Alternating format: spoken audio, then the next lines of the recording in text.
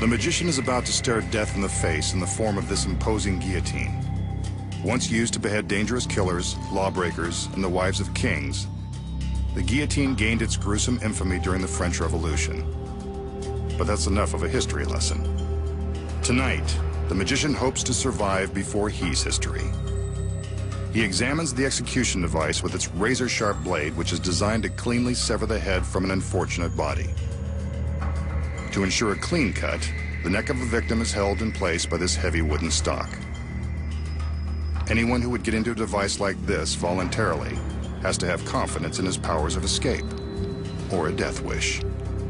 Let's hope the girls know how to do the rest of his tricks. If this is going to be his swan song, what a way to go. The magician climbs up onto the table and bends down as the assistants raise the stock.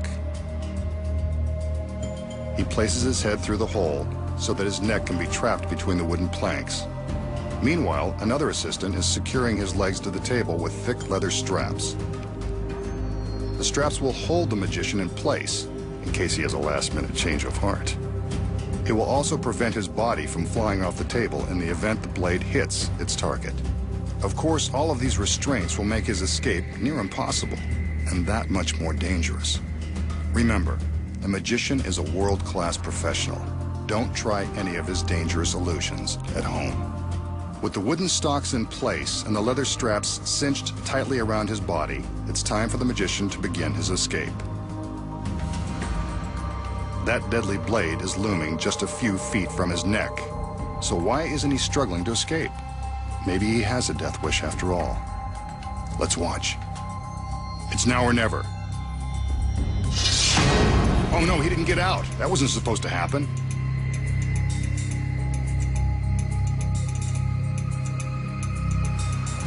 This is getting more grisly by the second.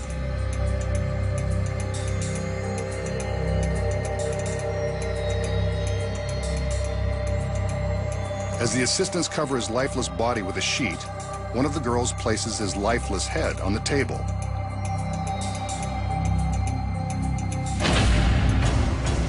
Maybe it's not so lifeless after all. And now here are the secrets. The blade is real and therefore makes this trick very dangerous to perform. The timing is crucial and means the difference between life and death. The straps are real too, and the magician never leaves the table. What about the head? Well, that's the magician's real head we see falling into the basket. But how does he keep from losing his head while performing this trick? Let's start with the blade. When it drops, it stops against these steel blocks. The sharp edge never touches the magician. But if that's really his head falling into the basket, how does he create the illusion? The magician's neck and upper body drop down through this rubber collar that is painted to look like wood. It snaps closed again once his neck has passed through. Watch again in slow motion as his neck passes through the rubber collar and then snaps closed. And that's not really the blade inside the hole. From behind, we see this small board that is held up by the magician's neck. When he drops down, the board falls down too, creating the illusion that the blade is visible from behind the hole. From the front, it appears as though the blade has separated his head from his body. The table is rigged with a secret trap door that springs open with the action of the blade. Behind the blade is a metal rod. This rod continues to fall after the blade stops, triggering a switch on the table that releases the trap door. When this trap is released, the magician's torso falls down into the basket. But it appears as though his body is still lying on the bench. That's because hidden inside his jacket is a rigid body cast that simulates his back and shoulders. This shell creates the illusion of his body on the bench. Here's what it looks like without the jacket in place. But with the jacket on, it appears that his body never moves. But if his head isn't severed, what does the assistant take out of the basket? You guessed it. It's a fake head hidden by a mask identical to the magician's. Before the trick begins, the fake head and a red scarf are concealed in the basket out of the audience's view. After the magician drops down into the basket, the assistant simply reaches down around him and picks up the fake head and scarf and shows them to the audience. But how does this fake head magically come back to life? Of course, it doesn't. What you don't know is that the magician has an exact double. Well, almost exact. At least the mask is the same.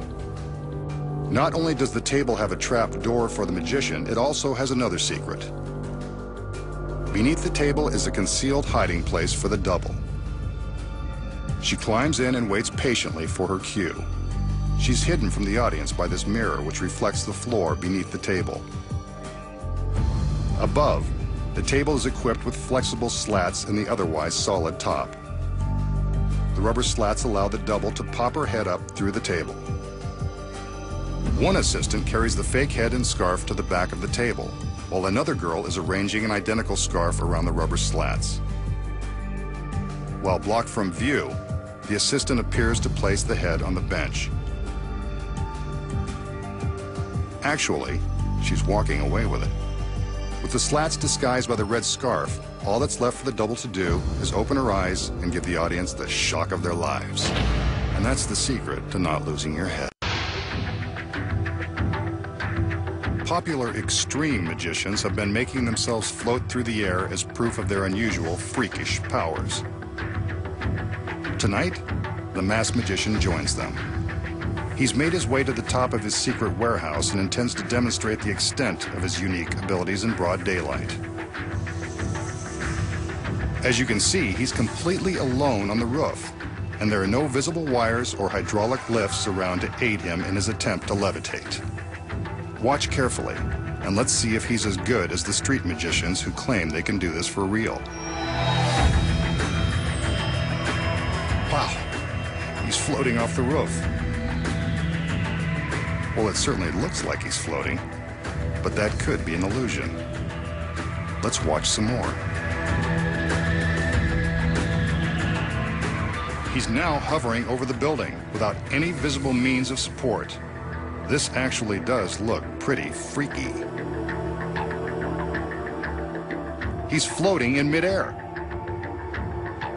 It's effortless. Maybe he's just thinking happy, wonderful thoughts like Peter Pan. He couldn't possibly be thinking about the 3-story fall to the concrete below.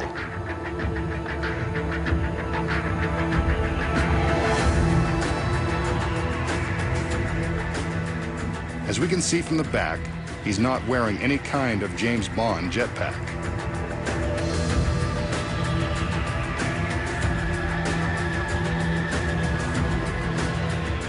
These incredible angles show a complete view of the magician and the area around him.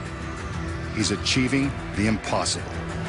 Watch now as he begins to float down toward the earth with nothing above and nothing below to help him accomplish this trick through devious means.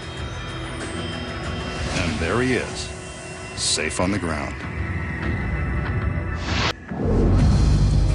So how does the magician rise up off the roof and float through the sky like a superhero? The secret may come as a bit of a surprise, so I'll let you down easy. He doesn't have superpowers. He's not even in control of his own flight path. The man in charge is right here, sitting in the cab of a 50-foot crane.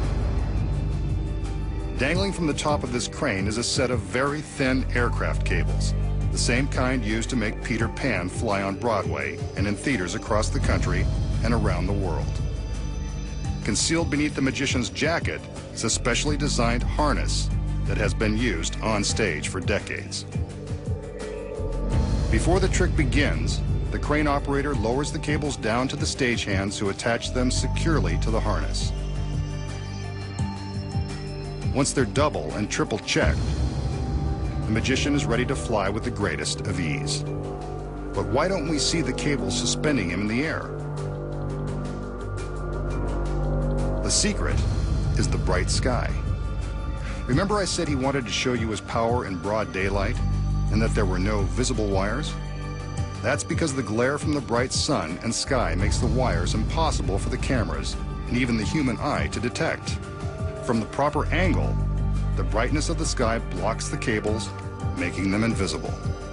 From this angle, you can see that the camera can pick up the wires, shattering the illusion. While demonstrating his supposedly magical abilities, we saw the magician alter his flight pattern with nothing above or near him. The secret here involves moving the crane. In between shots of the magician in the air, the crane was repositioned to allow the operator the freedom to fly the magician in different directions. Clever editing of the various angles makes it look like he's flying around the parking lot. The most difficult part of this trick is lowering the magician to a soft landing. How about that? It is done with wires after all. Next time, the masked magician returns to reveal more of magic's biggest secrets.